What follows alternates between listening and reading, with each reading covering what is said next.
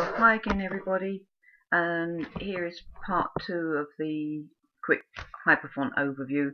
This is for when you're doing more than one line, and here we go again. We've got the basic canvas open, blank hoop on the screen, and going straight to the Hyperfont.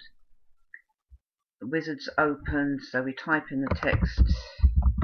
This is a test for my friends on Hyperfont, and select to go to the font. I'm going to use the Ravi again for no other reason than it's just a plain one. Clicking OK.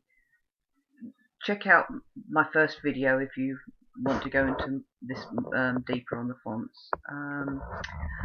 Fill stitch again and finish, and there we go. Moving it up for you and zooming in a little bit, and there we have this is a text, but I know I've got more writing.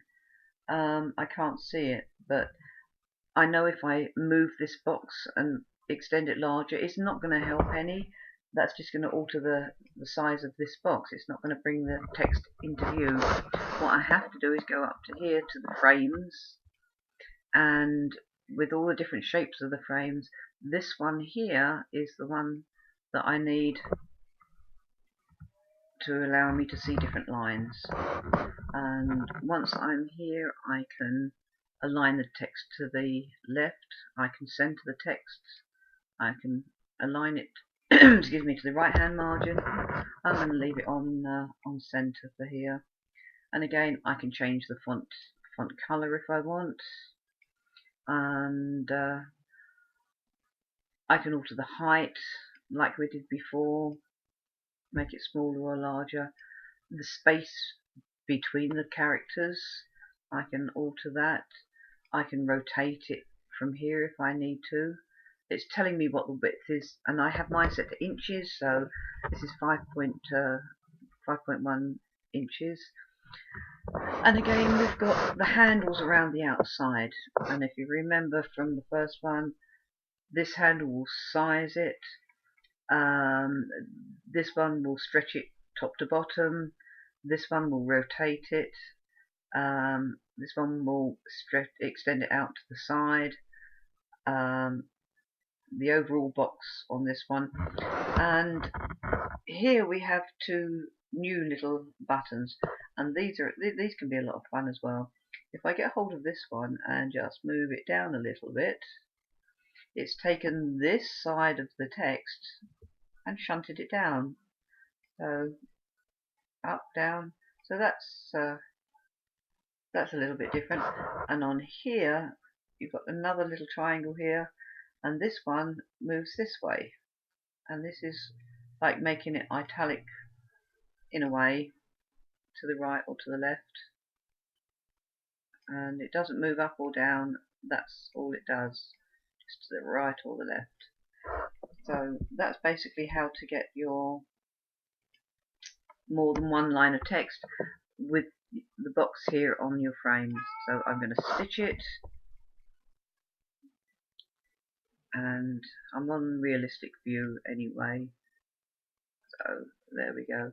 And remembering again, if I want to change it at all, come up to my outline edit button, click the A for the outline, and it brings back all my menu options again. So if I wanted it aligned to the left, or wanted to move it around, just change it around a little bit, and I can stitch it.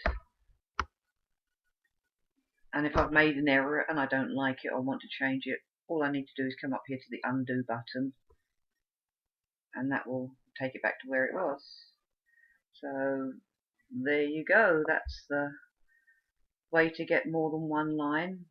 And if you use this in conjunction with John's video on Hyperfont, you can still pick out certain parts of the text and move them around and still change things. There's lots of options here.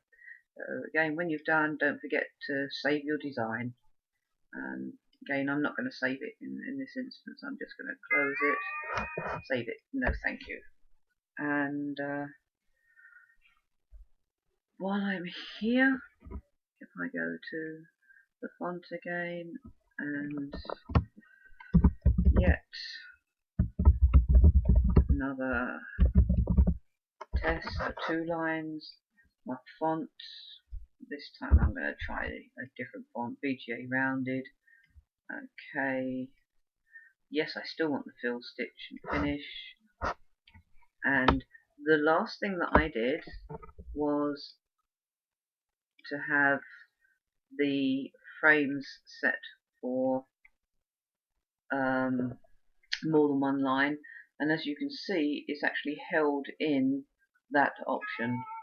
So if I wanted to, I may have to close out all this, but there are other things that we can do. There's a circular option, and with this I can move it around different orientations on there, and let's stitch that out, get another test and edit that to bring it back again.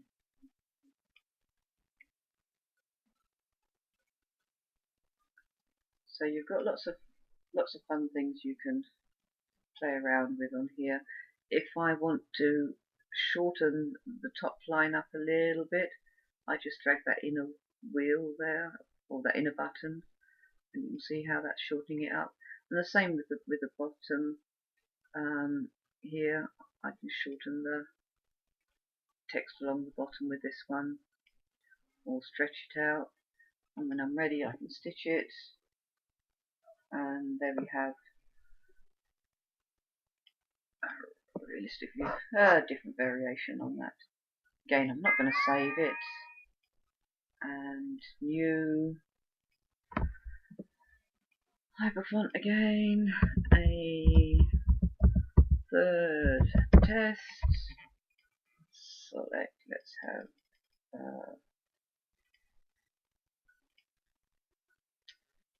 for want of one, it really doesn't matter, fill stitch and finish. And again, you can see it's held in the last design that I had, and if you look at this option, it was just for 2 lines. If I want the 3 lines, I have to select the 3-line option, but I've got other options. I can just do a wavy line, and with that one I would stretch it out. What else have we got in here? Just an oblique up, oblique down, all of which you can do by controlling these handles like you saw before. But I like Hyperfont. It's very versatile, and a realistic view on that, the third test. So hopefully that's given you a little bit of an idea of just some of the functionality of Hyperfont. I hope someone finds it useful anyway, and got any questions, just message me and I'll talk to you soon. Thanks.